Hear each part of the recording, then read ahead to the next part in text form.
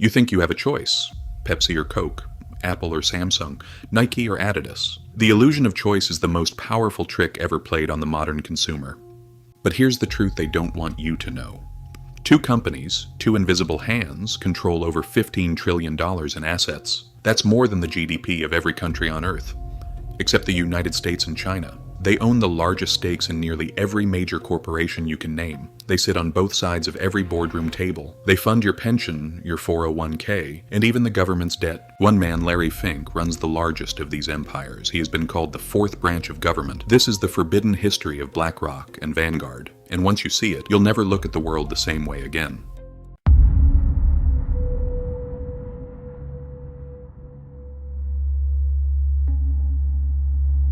Imagine you're walking down the grocery aisle. You grab a box of Kellogg's cereal. Maybe you pick up some Oreos. Later you grab a Pepsi and a bag of Tyson chicken. You think you're supporting different companies, different families, but you're not. BlackRock and Vanguard are the top shareholders in PepsiCo and Coca-Cola. They own massive chunks of Kellogg's, Kraft Heinz, Mondelez, the company that makes Oreos, and even Tyson Foods. They own the farms. They own the distributors. They own the brands. And they own the stores where you buy them. This is called horizontal shareholding, and it's the financial equivalent of a monopoly. In a true free market, Pepsi and Coke are supposed to fight each other. They're supposed to compete on price, on quality, to win your dollar. But when the same two entities are the largest shareholders of both companies, they aren't competitors anymore. They're siblings. And siblings don't try to kill each other. They cooperate. Over a century ago, Congress passed the Clayton Act to stop this exact kind of behavior. They called it an abomination. But the law was designed for the age of Standard Oil and Carnegie Steel. It never anticipated a world where asset managers could buy the world without technically owning it, and that's the dirty secret.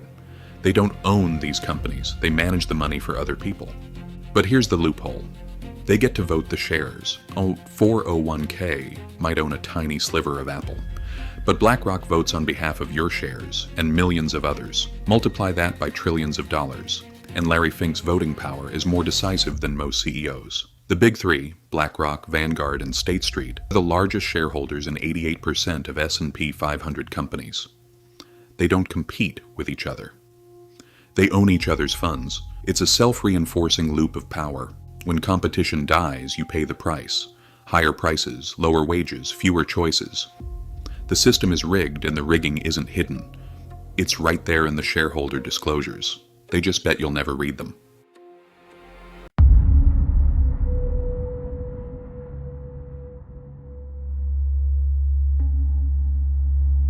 But the money is only half the story. The real power isn't in the assets, it's in the algorithm. BlackRock built a supercomputer. They named it Aladdin, as in the magic genie who grants wishes. But this genie doesn't grant wishes. It predicts the future. Aladdin is a proprietary risk management platform. It tracks over $20 trillion in assets. That's not just BlackRock's money. It's used by banks, insurance companies, and even central banks around the world. Every night, Aladdin runs full portfolio analyses on more than 15 million individual portfolios. During the day, it processes millions more through API calls. It monitors stocks, bonds, ETFs, and even crypto. But here's the terrifying part. Aladdin doesn't just react to the market. It models human behavior. It runs simulations on how crowds react under stress. It detects fear. It senses greed. It knows before you do when the market is about to break. And then it moves capital, billions of dollars, in milliseconds.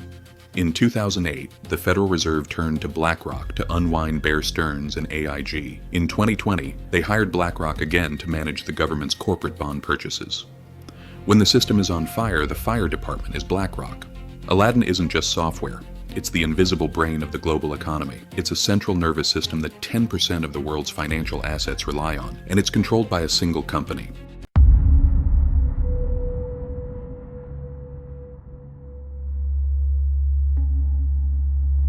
This centralization of power isn't new, it's a pattern.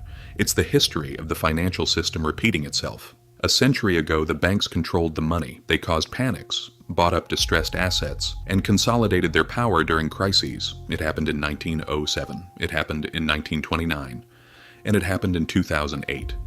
That's the forbidden history they don't teach you. Crises are not accidents, they are opportunities. When the market crashes, everyone is terrified, everyone is selling. But BlackRock and Vanguard, they're buying. They have the liquidity, they have the data, and they buy up distressed assets at a fraction of their value. In 2008, BlackRock was hired to liquidate Bear Stearns. Then they took over AIG's toxic assets. They were the cleaner, the firefighter, and the beneficiary. After the smoke cleared, they emerged bigger than ever. It's the perfect playbook. Create a crisis, or exploit one. Buy everything at a discount, control the supply, and dictate the terms. In 2024, Texas and 10 other states sued BlackRock, Vanguard, and State Street. The charge? Using their combined ownership of coal companies to artificially suppress supply and drive up energy prices. They owned over 30% of America's largest coal producers. They pressured them to reduce output. Supply dropped. Prices skyrocketed. And they profited. The attorneys general called it an output reduction syndicate. This isn't about coal, it's about control. They dominate energy, they dominate food, they dominate technology. And with Aladdin, they dominate the flow of information that drives it all. The pattern is consistent. Crisis, consolidation, control.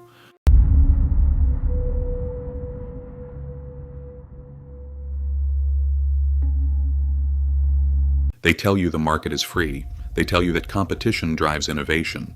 They tell you that you have a choice. But when two companies own everything, when one algorithm controls the flow of capital, and when crises are exploited to consolidate power, it's not a free market, it's an illusion. A beautifully designed, expertly maintained illusion. You can't opt out. You can't boycott every company they own, because they own almost all of them. But knowing how the game works is the first step to playing it on your terms. If you want to understand how the system keeps you broke, watch this next video.